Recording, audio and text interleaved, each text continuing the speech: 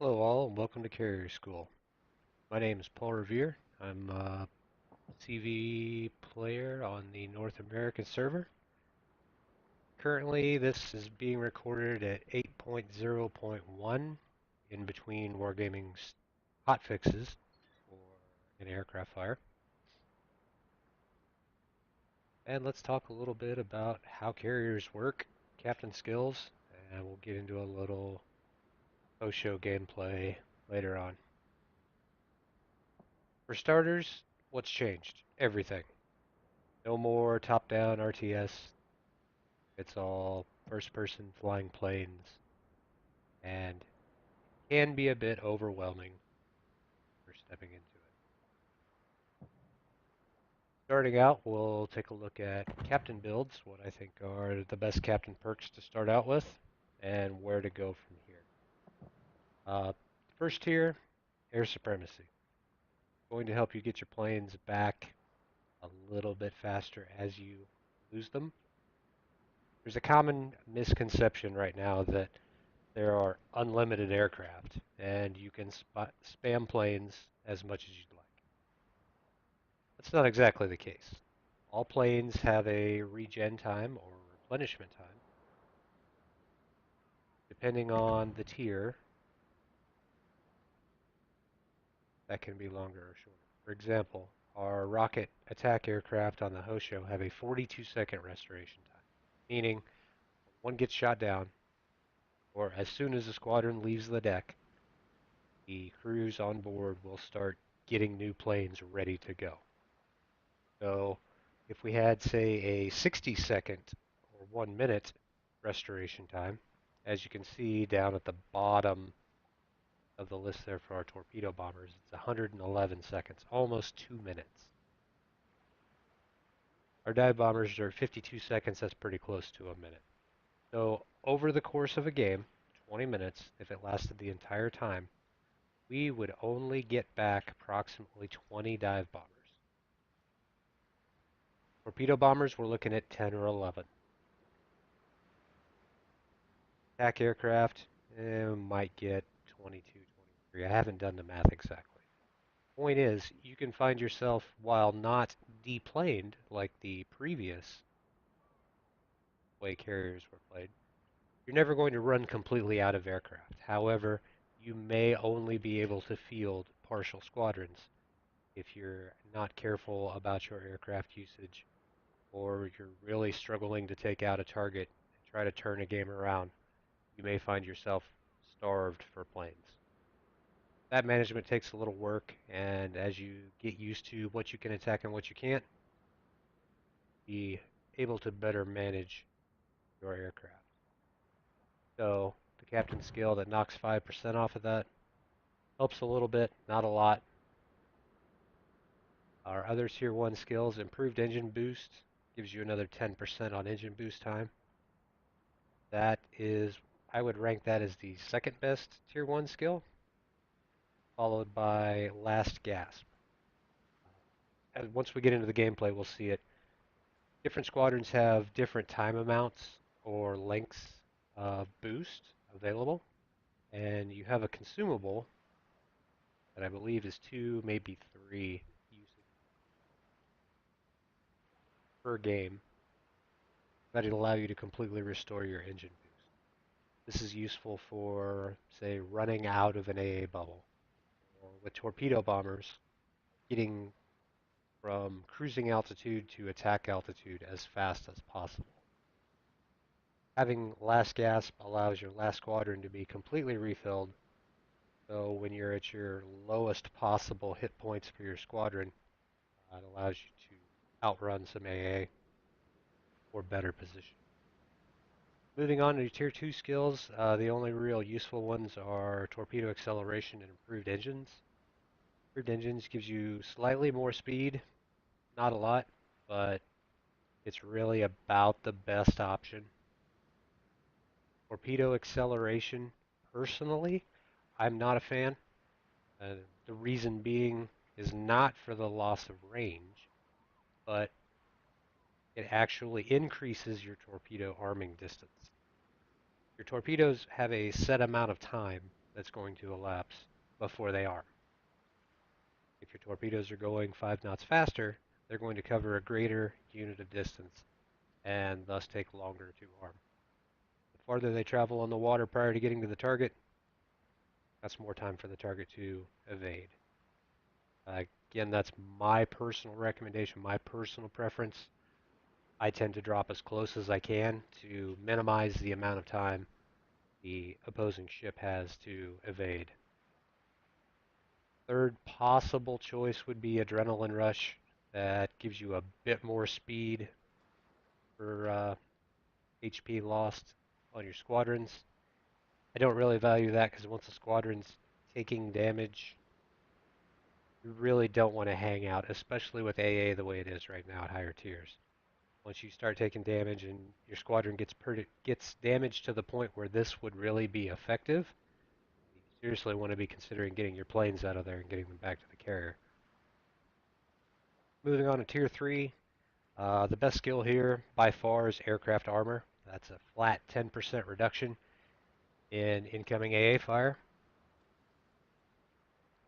followed by the other tier 2 that I really, or tier 3 that I really see of having any value is survivability. It's going to beef up your planes a little bit. Not a lot, but every little bit helps. Demolition expert, I don't really value. 5% chance of causing a fire isn't that big. 1% on your rockets. Better than a 10% boost if you're looking around 7% damage on, or excuse me, 7% fire chance on your rockets. Again, not really, for a tier 3, not nearly the value of aircraft armor and even survivability expert. Tier 4, must have sight stabilization. This really helps out your aiming speed a fair amount. Other than that, concealment expert is probably the only other one of value. I would only use this on Japanese carriers, and that's to help with your torpedo bomber detection. Later on with the Hakuryu, it does allow you the option of stealth dropping your torps. You have a 8 kilometer range, and you can get the concealment down on the torpedo bombers to 6.1 kilometer concealment off the top of my head. So that does give you some options to use there. A full build, what I use on my midway is everything we basically discussed. I've got the 3 tier 1s, improved engines, survivability expert, aircraft armor, sight stabilization, and concealment expert. Concealment expert here is more to support the carrier. The midway is pretty easy to spot, and that allows me to position out in open water closer to the action, which I tend to be as aggressive in positioning my carrier as I possibly can. For the Hakuryu, I believe I have the exact same setup on the Hakuryu. So this setup here with a 19-point captain, the order I would go, air supremacy, improved engines, aircraft armor, and sight stabilization, followed by picking up your other tier 1s, survivability expert, and lastly, concealment expert. So, the Hosho. Japanese carriers, biggest difference other than torpedo speed is the AP dive bomber. As the gameplay develops, I think you'll see more of a shift towards the AP dive bomber and a little less focus on the torpedo bombers. Hotfix changes to the Hakuryu may have been a bit heavy-handed as far as her ability to use torpedo bombers. At lower tiers, you don't see that so much. But the AP dive bombers, I think, are really underrated for the Japanese carriers. Now, you will find targets they work on much better than others. Obviously, if it's a very lightly armored cruiser and destroyers, you're not going to see those big hits. But the beefier cruisers and most of the battleships, you're going to see some really good damage. It's not uncommon, and hopefully we'll see some in the gameplay. To get 6,000 damage drops with the Hosho battleships that are tier 4, tier 5. You can really rack up damage pretty quick that way. Torpedo bombers don't really see much damage. You're single launching torps. The name of the game with torpedo bombers is setting up a permanent flood. So we'll move on. I'll jump over to the midway to talk about all the upgrades that I recommend using. Obviously, we only have the 2 slots for the Hosho here. Air Groups Mod 1 is really your only option here. Aux armaments, we're not really worried about AA mounts, secondary mounts. And Aircraft Engine Mods 1. Mod 1 gives us 10% more boost.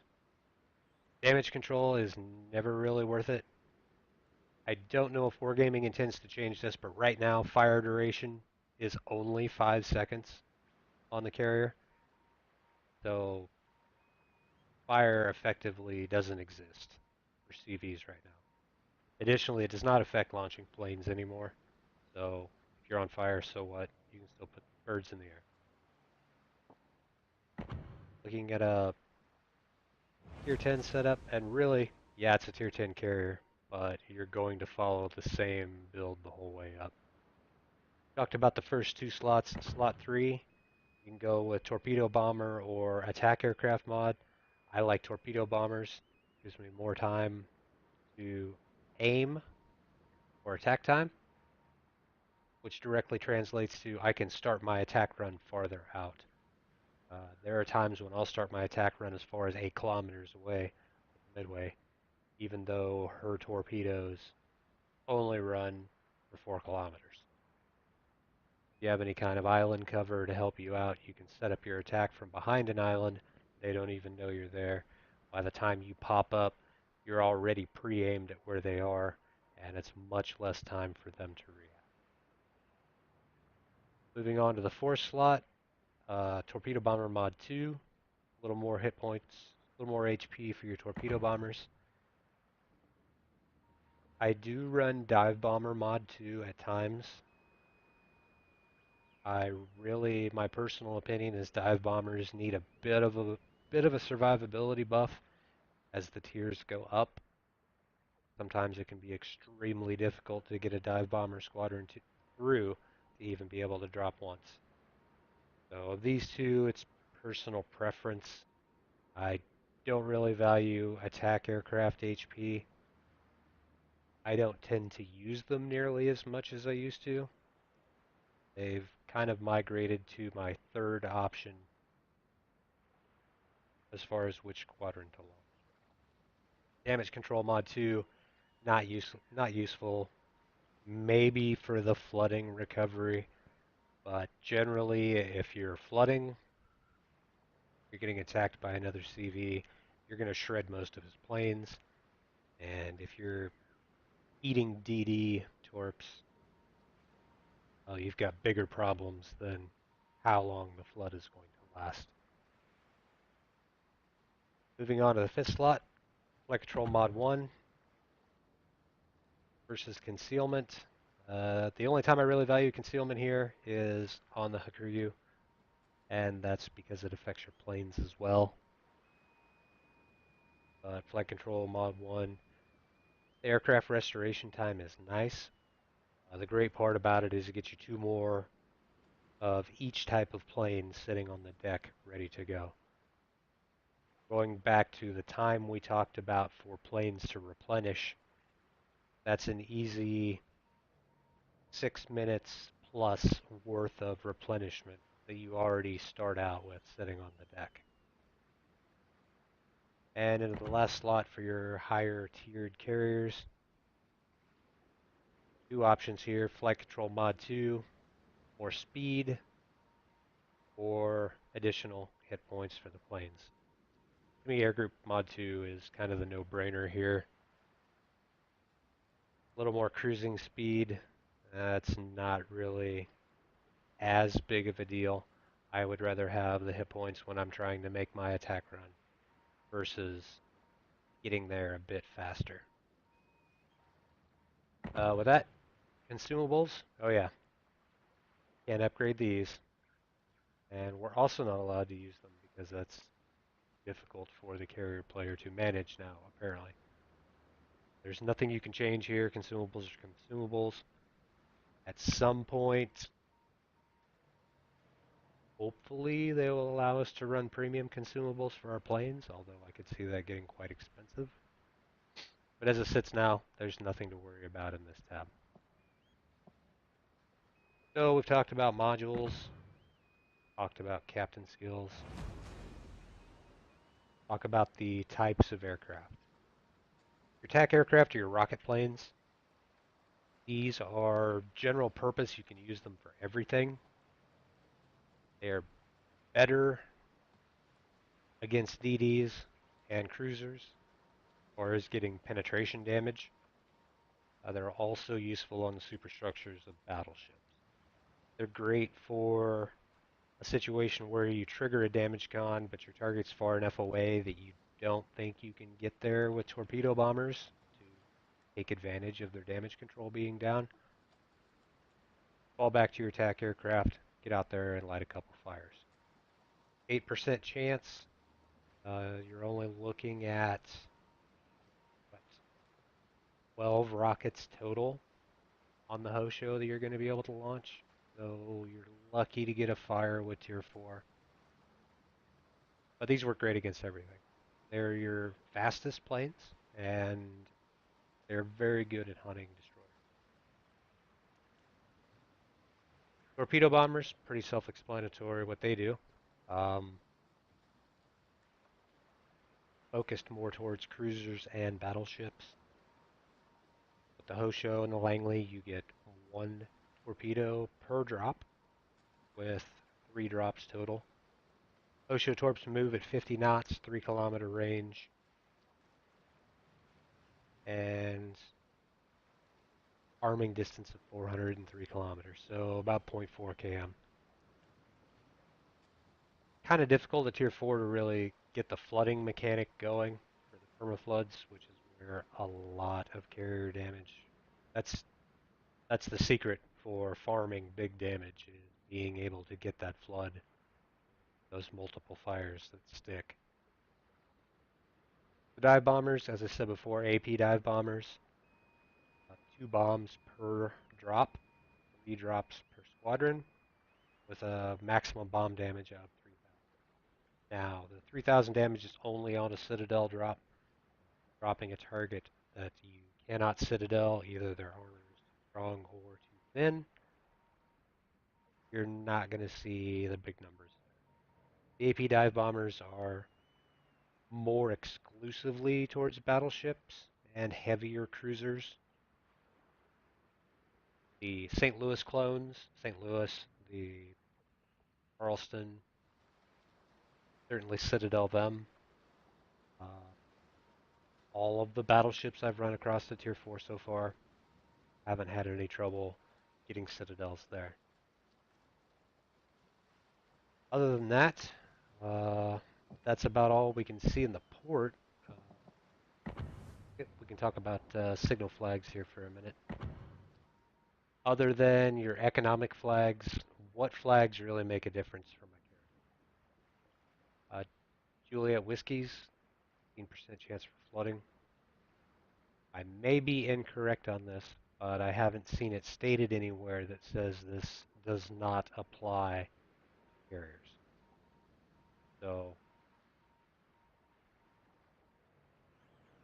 fire and flooding flags, looking at, or excuse me, the fire flags, if you're running both of them, you're only looking at 1% for your rockets and 2% for your bombs. Obviously, Hosho, AP bombs, you're not going to have any fires mounting these flags. The only one really of interest is the Juliet Whiskey. Moving over to the November Echoes, 5% more to your AA. Not bad, but not really worth it to run this signal flag at this tier. You're a mic for speed. You're going to be camping most of the time anyways. Flooding recovery, possibly, but not really much of value for CVs, unfortunately, with the flags.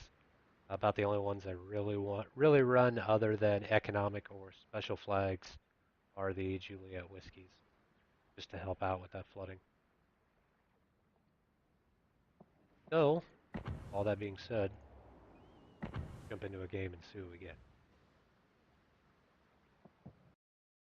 So for this battle, I'm going to focus mostly on AP bombs. It's your loading screen here. It's always a good idea to mouse over the other ships. Get an idea of what kind of AA you're facing and determine what targets are going to be easier to attack. I have one of the ARP captains in my Hosho, so that's why I have the unique commander voice. I'm going to turn that down here a little bit. Set my waypoints for the carrier. I like to take an aggressive position if possible. Looking at the mini-map when we get back to it here, unless someone shoves the middle, I'm going to have ample time to be able to react. I'm not particularly worried about their carriers focusing me. CVAA is extremely good, even at this tier, so not a huge concern. So as we get out here and start spotting the fleet, I know the St. Louis has very low AA. I know St. Louis and its clones are pretty easy to citadel. So we're going to start out our bombing run here. Now, had we started with rockets, where we'd flown over and spotted DD, we'd spend a significant amount of time flying around looking for him, or we can just get straight to doing damage. One thing to note, the white indicator doesn't stop moving, it doesn't lock us in wherever it stops when we start our run. One drop, 3,000 damage. We did get one citadel there. It still kind of floats around. As you can see, I'm kind of lazily weaving back and forth. That's trying to dodge the RNG flak bursts that are going on. Every once in a while, like here, flip one. Got fighter aggro, so I immediately recalled my planes with the F key. Now I can see them climbing out there, the fighters chasing them. Had I stayed in the area, I can guarantee you I would have lost at least one more plane.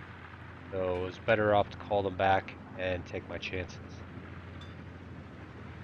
One thing, the F key change that went through with the hotfix, I have found that you're actually better off now using the F key than trying to fly out of AA and have to come back to lose your plane.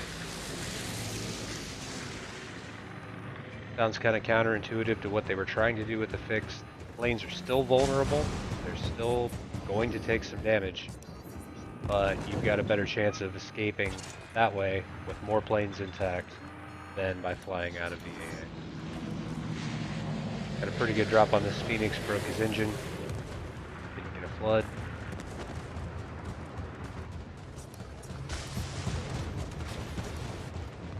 Planes are very low HP, they're not making it.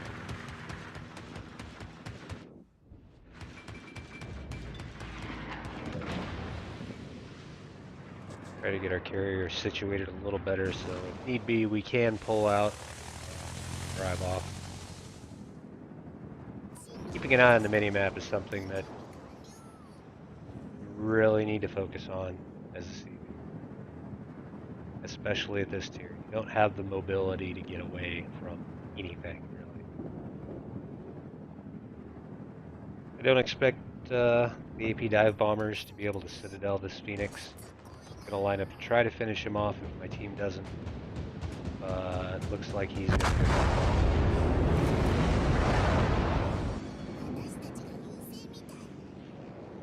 We also see DD died there in the middle. It's good for us. And now we'll get back to work on the St. Louis.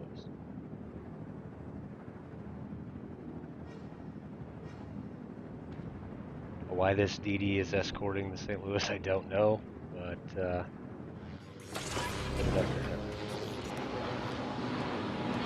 Now I did misjudge the speed here a little bit on the St. Louis. I thought he was going faster.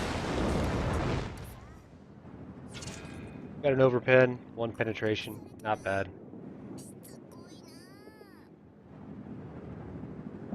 St. Louis and the Charleston really don't have any AA to speak of. They are great to practice on. See from the plane spam, enemy CV's focusing us, but really not doing anything.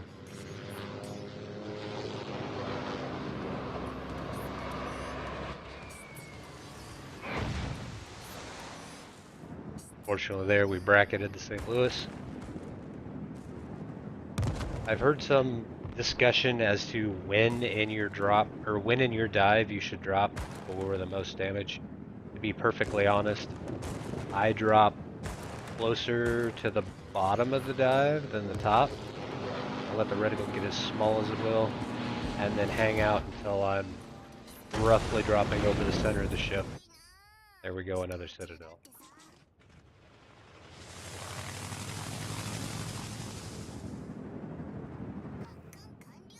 Now I can see there really aren't any DD threats to me at all. There's 1 DD left. Not too worried about him. So we'll just continue to pound away at their cruisers. If you look at the bottom of the screen, that green bar across there is the hit points of the squadron. Obviously that's the sum of the individual planes, but if you're launching a squadron that only has half the planes available, you're going to have half the HP, making flak burst that much more deadly. The small green bars over are torpedo bombers and dive bombers. Oh, he's torping me now. Still not doing appreciable damage. Better that he focuses me.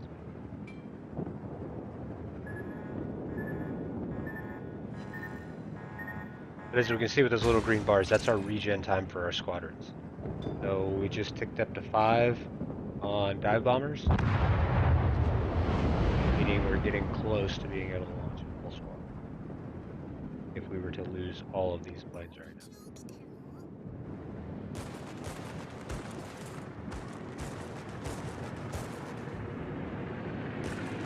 Ideally, if you can line up from the front straight on, that's the best possible scenario to drop. But don't be afraid to drop it enough. And there we go, 2 more citadels. Approaching from behind is something you can get away with, Tier 4. But as you climb the tiers, obviously if you're overtaking a ship, you're going to spend more time in its AA bubble, and consequently take more damage to the squadron.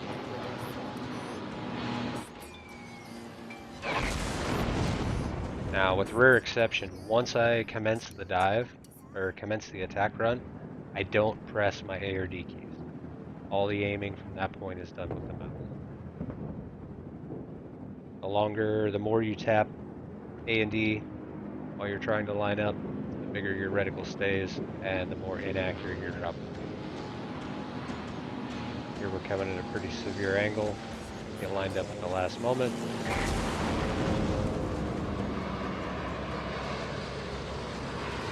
Ride this one all the way down.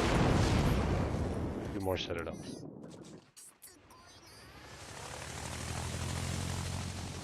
Got another full squadron waiting to go. And we can see our other planes returning now.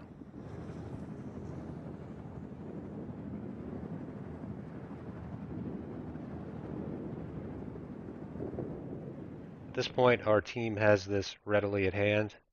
I'm going to go ahead and take a more aggressive position with the CV.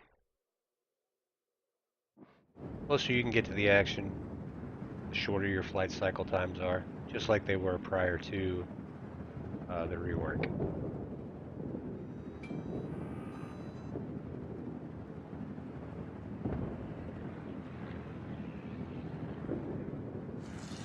I don't believe I have launched a rocket squad yet. These torpedoes are going to finish this guy off. Now we come to the fun part of playing a carrier, where you struggle to do damage against other carriers. AP bombs don't like to pen flight decks. HE bombs are typically not going to pen.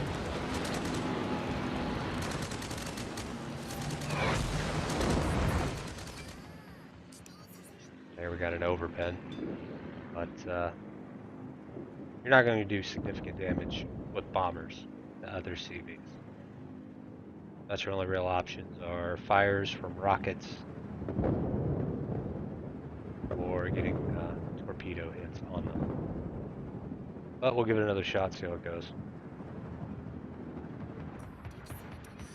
You can maneuver pretty aggressively right up until the point you're ready to drop, and still be okay. Drops a little bit of an angle, overpen. Time to switch to torpedo bombers so we can actually do some damage.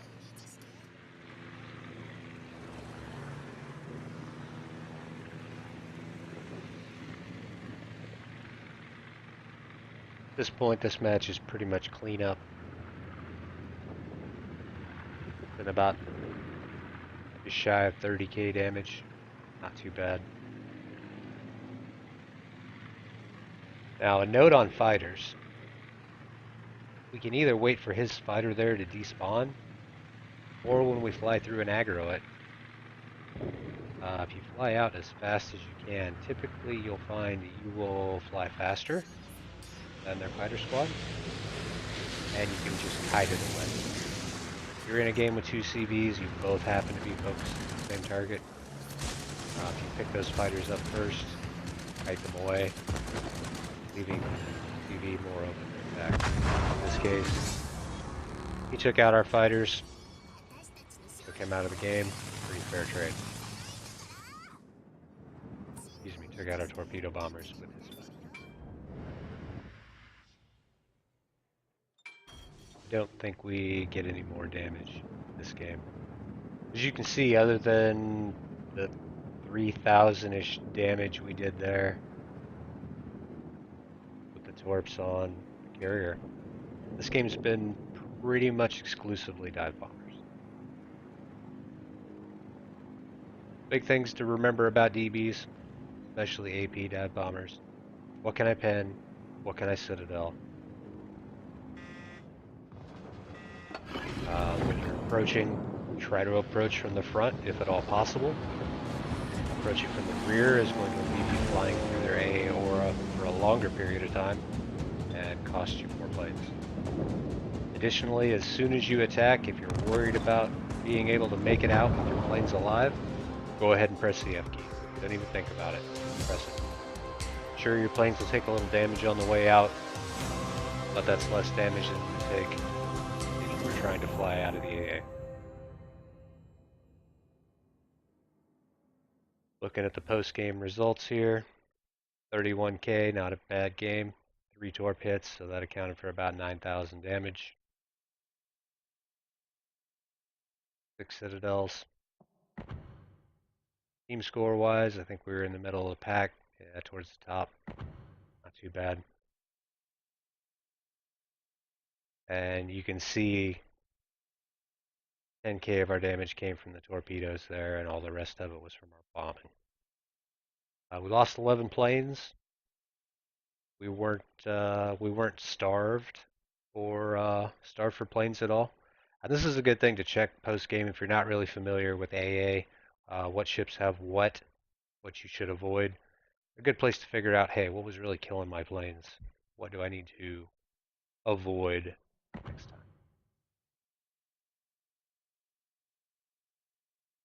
Tier 4, not too much on the repair costs.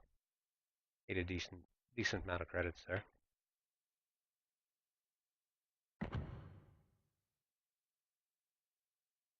And that's about it for this video. Thanks a million for watching this and sticking with me for this long. If there's any questions you have, comments, please leave them down below. If you like what you saw and you'd like to see more, please hit the like button. And let me know in the comments if there are any specific ships you would like to see, specific questions you have, or things you would like me to cover in greater detail. Anyways, thanks for watching, and I'll catch you later.